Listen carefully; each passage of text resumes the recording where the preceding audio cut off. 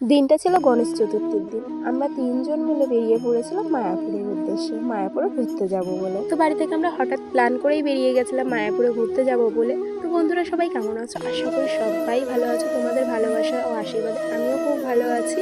আমাদের বাড়িতে একটু ভালো লাগছিল না যে কোথাও একটু ঘুরে আসি। বাড়ি থেকে কাছে বলতে তো মায়াপুর, তো আমরা ৩ জন মিলে মায়াপুরে বেরিয়ে গেছিলাম ঘুরতে যাব বলে।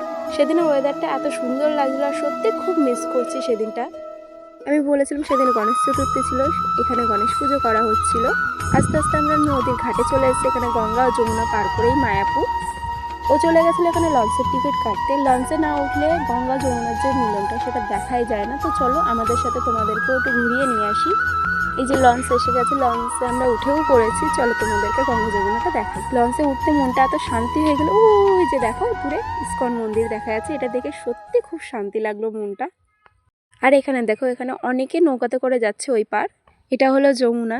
এই লঞ্চটা যমুনার ওপর থেকেই যায়। আমরা নদী পার করে এই পারে এসে টোটো ধরার জন্য এগিয়ে গেছিলাম। টোটোতে উঠে আমরা কিছু কিছু মন্দির দেখতে দেখতে চলেও এসেছি মায়াপুরে।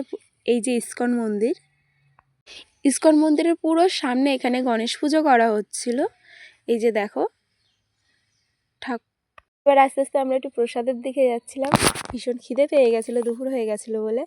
এই যে প্রসাদের লাইন, কুপন কেটে নিয়েছিলাম প্রসাদের জন্য। আস্তে আস্তে আমরা ভেতরেও যাচ্ছি প্রসাদ পাওয়ার জন্য। ভেতরে এসে আমরা বসে পড়েছিলাম প্রসাদের জন্য। এখানে দেখো অনেক ভক্তরা এসেছিল প্রসাদের জন্য। এটা হলো মায়াপুরের হল, এখানে খুব সুন্দর সুন্দর ঠাকুরের মুভি দেখানো হয়। এখানে আমরা আস্তে আস্তে গোশালার উদ্দেশ্যে যাচ্ছিলাম। আর মায়াপুরে এসে কে কে এই গরুর গাড়িতে চড়তে চাও আর চড়েছো আমাকে কমেন্টে জানিও কিন্তু। কথা বলতে বলতে গোশালাতে চলেও এসেছি। আর গোশালাতে এসে আমরা দই খাবো না তাই কখনো হয়?